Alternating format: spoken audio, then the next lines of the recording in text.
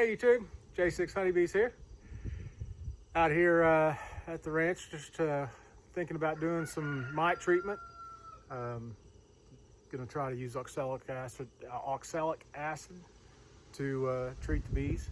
And I wanted you guys to see the process of how I go about doing it. There's many ways of doing it, but this is my way of doing it. So come along. This is what I use here. This is oxalic acid.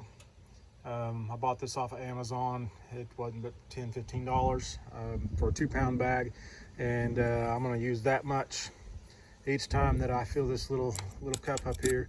You know, a quarter of a cup of oxalic acid is going to do all 10 of my hives. So this is the wand that I use. This is the powder that I use, and you'll take and you got a negative and positive terminal. I hook the negative up on the battery and leave it hooked up, and then when I want the wand to heat up, I go ahead and hook the positive up, and then the wand will heat up and it'll melt the acid and turn it into a vapor, and it vaporizes into your hive. One of the most important pieces of equipment that you're going to need is a respirator. This is a 3M 5101, I think is what that is, but that keeps the fumes from getting in your lungs. You don't want to breathe that stuff in, so you're going to need a respirator if you're going to do this. A lot of guys will do it and they'll just stay upwind from it, but I don't think that's a good idea. So before you go out to the yard, or what I like to do is time how long it takes for the acid to vaporize. And how I do that is I'll go ahead and I'll hook it up to my battery, and I'll time how long it takes to vaporize, and I'll let you guys see it outside of the hive, what it looks like. And of course, I'll be putting a respirator on, so I won't be breathing this stuff. So let's see what it does. All right, I just plugged it in. It'll take a second for it to heat up. Positive to positive, negative to negative, and just wait and see how long it takes to go, and then you'll time this, and then you'll know how long to leave this in your hive. You don't want to leave it any longer than you have to, because you have a chance of setting your hive on fire. So you want to vaporize it, take the positive terminal loose, and then once it's done vaporizing, let it cool off so it doesn't have to stay in there hot any longer than what absolutely necessary.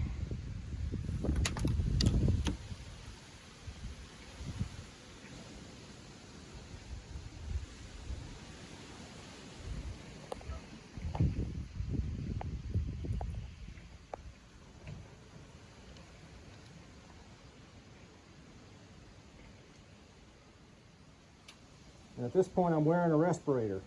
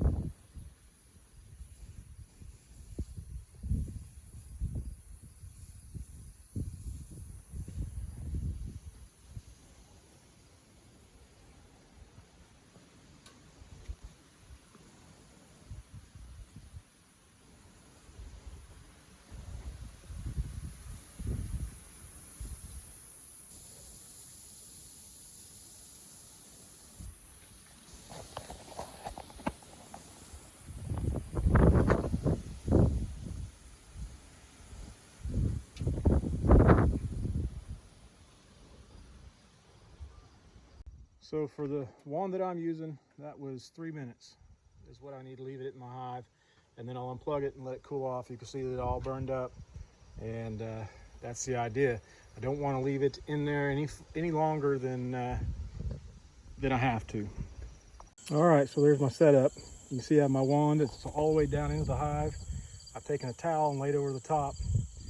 And then when I want to connect these hives to power, which I'll go ahead and do, I'll put the negative side on this side.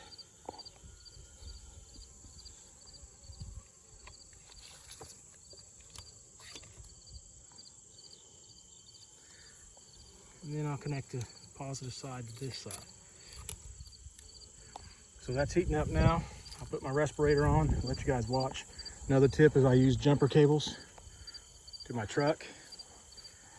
It helps me be able to get farther away from the hives, and I don't have to move my truck every time that I'm heating up another one. So I'm gonna put my respirator on and I'll show you guys here in a minute. It'll take 3 minutes for this thing to fog out. I don't know how well you guys can see that, but it's starting to fog now, and it's fogging pretty good. We're at the 2-minute, 10-second mark, and I'll give it another minute and pull it off there. Once I pull it off, I'll let it cool off before I go to the next hive.